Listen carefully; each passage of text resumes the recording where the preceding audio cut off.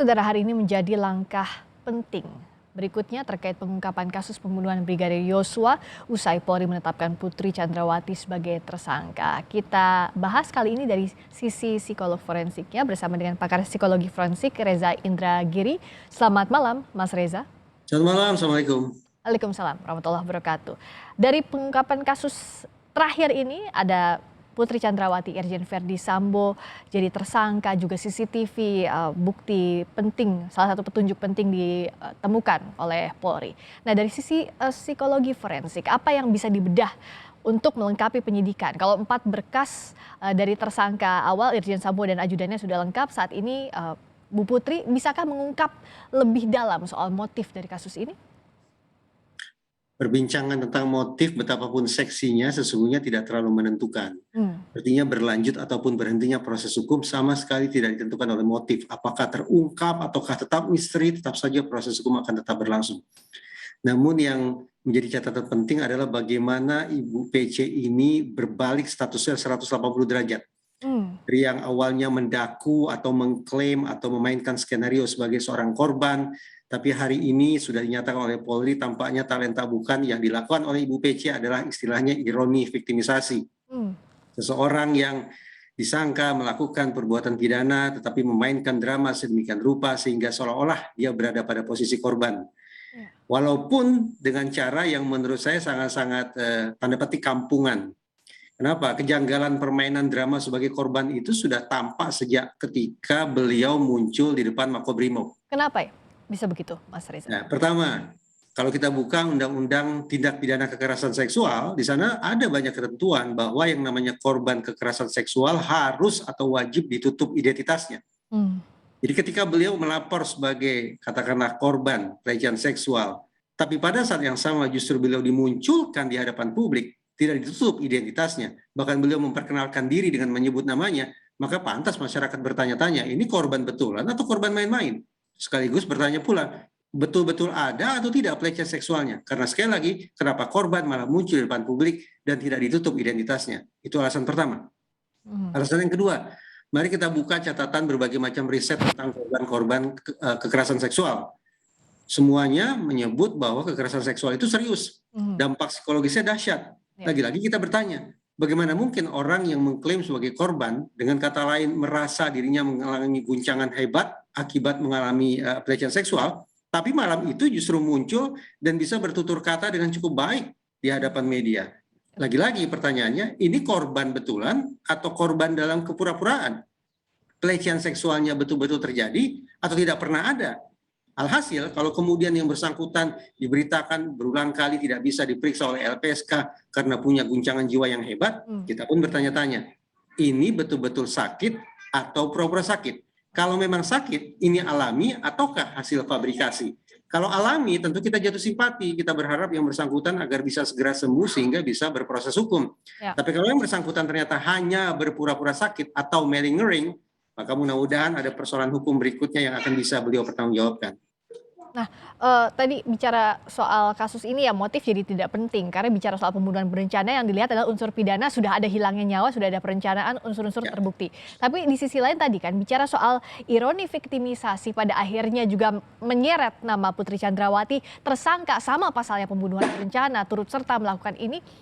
Apa yang bisa dibaca? Apakah memang ini sengaja dibuat dari awal untuk menutupi kasus besarnya?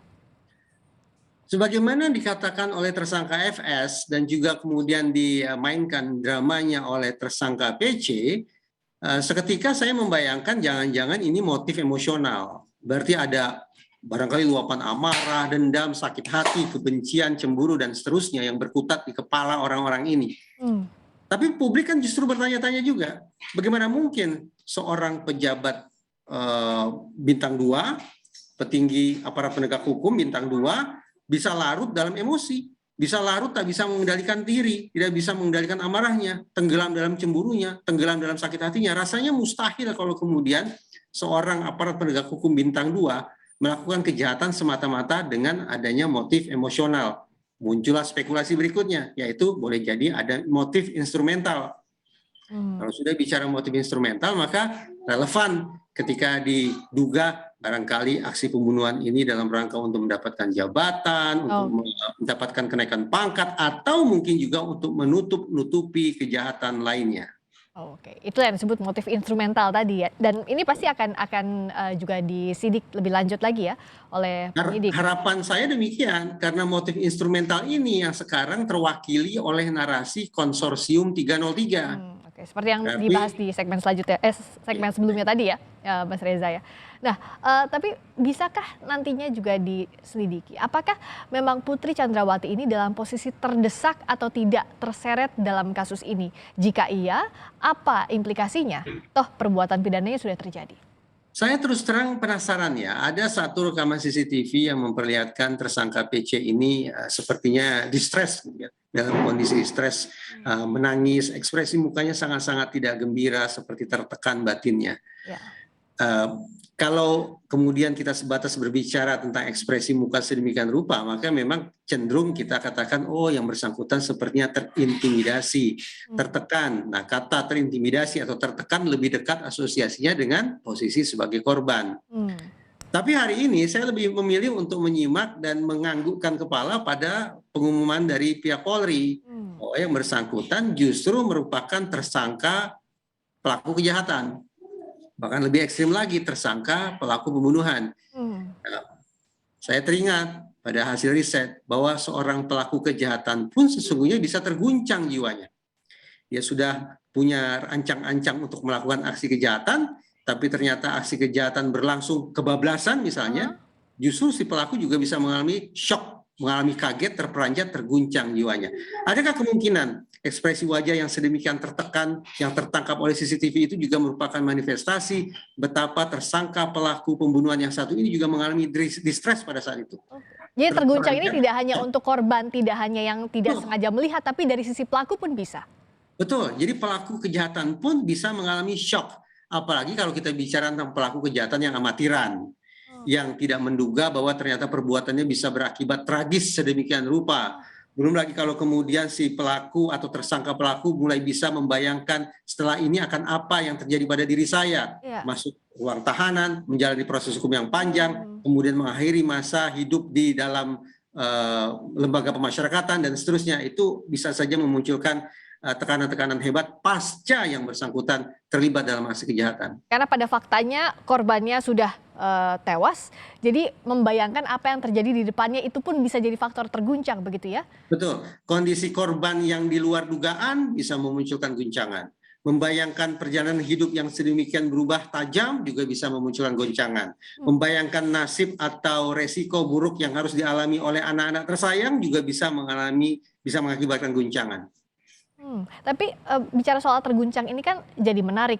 Misalnya kalau terguncang karena melihat kondisi korban, padahal ini pidananya pembunuhan berencana, artinya sudah secara sadar tahu apa yang akan terjadi, merencanakan menghilangkan nyawa seseorang, begitu. Apa yang harus didalami soal ini, Mas Reza? Karena ini kejahatan berkelompok, maka kita punya asumsi bahwa pihak-pihak tersebut tahu persis apa yang harus mereka lakukan. Dalam kasus kejahatan berkelompok termasuk pembunuhan yang dilakukan secara berkelompok, di situ paling tidak ada 3 pihak. Ada mastermind-nya, ada eksekutornya, dan juga ada fasilitatornya. Jadi dengan kata lain, menjelang atau sampai pada saat eksekusi itu dilakukan, rasionalitasnya masih berjalan. Membayangkan bahwa segala sesuatu sesuai perencanaan.